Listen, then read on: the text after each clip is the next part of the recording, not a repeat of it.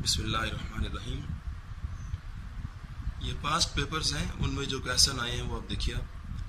ये रिग्रेशन और कोरिलेशन से मुताल्लिक ही अभी हम बात करेंगे, या अगर कोई एक आधा क्वेश्चन और यहाँ नज़र आ गया तो उसकी बात कर लेंगे। ये पार्ट नंबर डी है एक क्वेश्चन का, ये आपका कोरिलेशन की टेस्टिंग पर है। तो ये आप इसको खुद पढ़िए, हमने क्योंकि काम कर लिया इसके ऊपर। तो ये क्वेश्चन है और यहाँ से इसका आंसर यानी इसका सोल्यूशन भी उन्होंने खुद ही कर दिया है, मैं यहाँ तक है। उसके बाद फिर ये नेक्स्ट पेज में ये ऊपर की 2 लाइंस लिखी हुई हैं, ये भी उसी सोल्यूशन का हिस्सा है जी। उसके बाद क्वेश्चन नंबर 4 है इस पेपर का, ये भी आप इसको देखिए।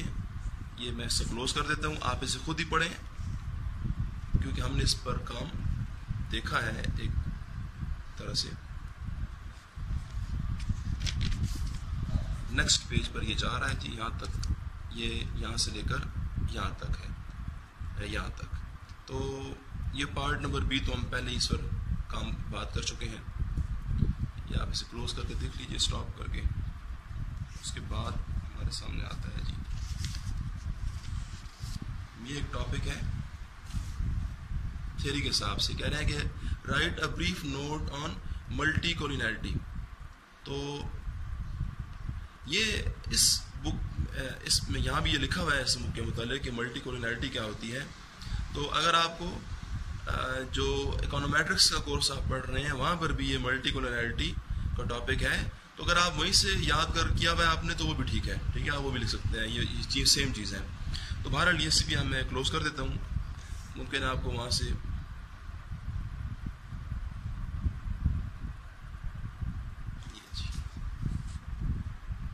ये नेक्स्ट पेज तक जा रहा है, यहाँ तक, ठीक है।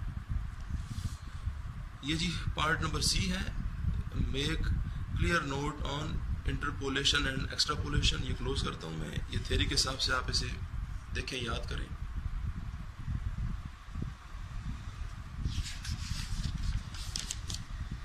ये नेक्स्ट पेज तक जा रहा है।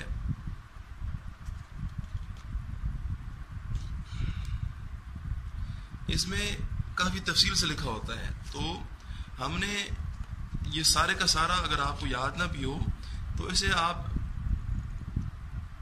5-6 बार पढ़ लीजिए। इतना पढ़ लीजिए कि आपको कुछ इसमें से याद रहे। सारे का सारा तो पेपर में लिखने का टाइम भी नहीं होता है कि हम सारे को लिखें वहाँ पर, और ना ये इतने मार्क्स होते हैं कि ये सारा वहाँ पर लिखा जाए। इंटरपोलेशन एंड एक्स्ट्रापोलेशन अगर आपको यहाँ से समझने में मुश्किल हो रही हो तो आप गूगल वगैरह में भी जाकर टाइप करें interpolation and extrapolation in regression या ऐसे कुछ लिखिए, वहाँ पर भी आपको इसकी डेफिनेशन मिल जाएगी। कम से कम इतना है कि एक इतना पैरा हो जाए आपके लिए, यहाँ से लेकर यहाँ तक जितनी ये वर्डिंग है, इतनी वर्डिंग हम लिखते हैं ताकि हमें कुछ उसके मार्क्स मिल जाए वहाँ से। इसके बाद हमारे सामने एक आ रहा है जी टॉपिक, हाँ ये इस चैप्टर का नहीं है, ये भी पेपर में आता रहता है कि box plot and detailed box plot, इस पर वो करते रहते हैं। ये शुरू के चैप्टर से है, बुक 1 के। तो ये यहाँ से आप पढ़ेंगे इसे, ठीक है, ये आपने याद करना है जी। और ये आगे तक जा रहा है, ये हो गया इसका।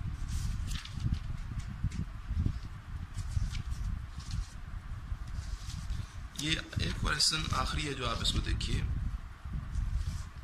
ये distinguish between coefficient of determination and standard error of estimate. Book 1 में आपने ये टॉपिक अलग अलग पढ़े हुए हैं, लेकिन डिस्टिंग्विश में फ़र्क करना हो तो उस तरह की वर्डिंग फिर अगर वहाँ आपने याद किया हुआ है तो डिस्टिंग्विश करना है आपने इन दोनों के बीच में, तो उस तरह की वर्डिंग आपको फिर यहाँ से ज़रा एक बार पढ़ लीजिए इसको, ताकि आप उसी काम को इस क्वेश्चन के हिसाब से लिख सकें।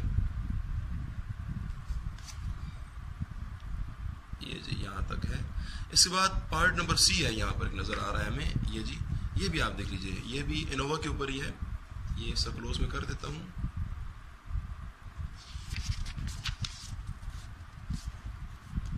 ये इसका सोल्यूशन यहाँ तक जा रहा है, ठीक है। तो ये काम अभी आप कीजिए।